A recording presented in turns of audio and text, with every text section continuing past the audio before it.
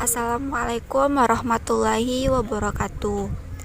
Kami dari kelompok 9 yang beranggotakan Dola Dinia Putri, Delviani Rosalina, Andi Al-Qodri, yaitu kami akan membahas tentang teori-teori demokrasi.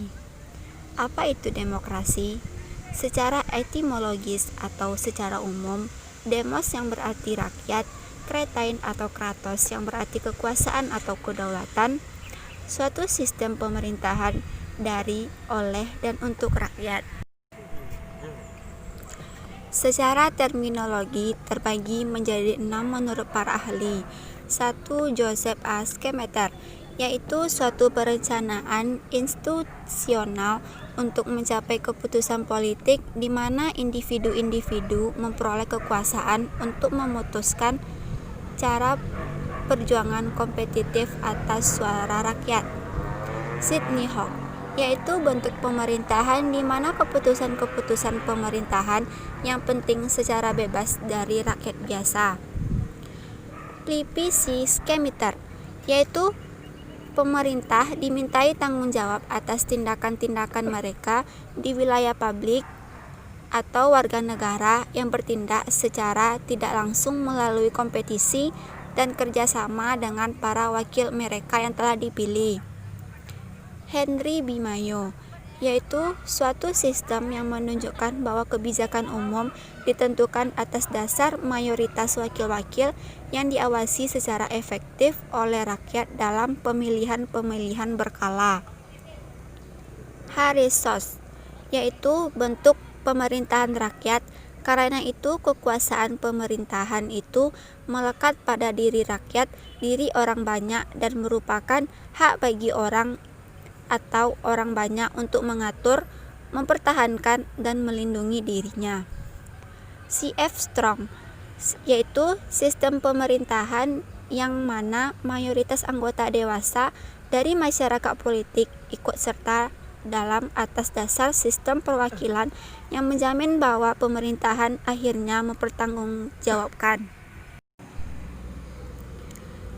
Teori-teori demokrasi terbagi menjadi 4. 1. Teori demokrasi klasik. Pada abad ke-5 sebelum Masehi, tepatnya di Yunani, bentuk negara demokrasi dikenal berpandangan a tripartite classification of state, yang membedakan bentuk negara di atas 3 bentuk klasik tradisional. Para penganut aliran ini adalah Plato, Aristoteles, Polybius, dan Thomas Aquino. 2. Teori civic virtue terbagi menjadi 4 prinsip. 1. Prinsip kesatuan warga negara, prinsip merdeka, prinsip penghormatan terhadap hukum dan keadilan, prinsip kebajikan bersama. 3. Teori sosial kontrak, yaitu perkembangan dan dipengaruhi oleh pemikiran zaman pencerahan, ditandai dengan rasionalisme, realisme, dan humanisme, yang menempatkan manusia sebagai pusat gerak dunia untuk menghindari dari kondisi yang punya hak istimewa menekankan orang lain yang menyebabkan ketidaktoleran dan tidak stabil. Masyarakat mengadakan kontrak sosial yang dibentuk oleh kehendak bebas dari semua, memantapkan keadilan, moralitas tertinggi, mengedepankan konsep tentang kehendak umum, dibedakan dari hak kehendak semua. Kehendak bebas tidak tercipta oleh jumlah orang yang berkehendak, tetapi harus tercipta oleh kualitas kehendaknya. 4. Teori trias politika, yaitu pemisahan kekuasaan dilatar belakangi pemikiran bahwa kekuasaan pada sebuah pemerintahan yang berdaulat tidak dapat diserahkan kepada orang yang sama dan harus dipisahkan. Legislatif atau mengawasi undang-undang. Legislatif membentuk undang-undang, eksekutif menjalankan undang-undang. Kesimpulan, teori-teori demokrasi terdapat banyak perbedaan dan saling bertolak belakang dan belum berjalan dengan baik dan benar.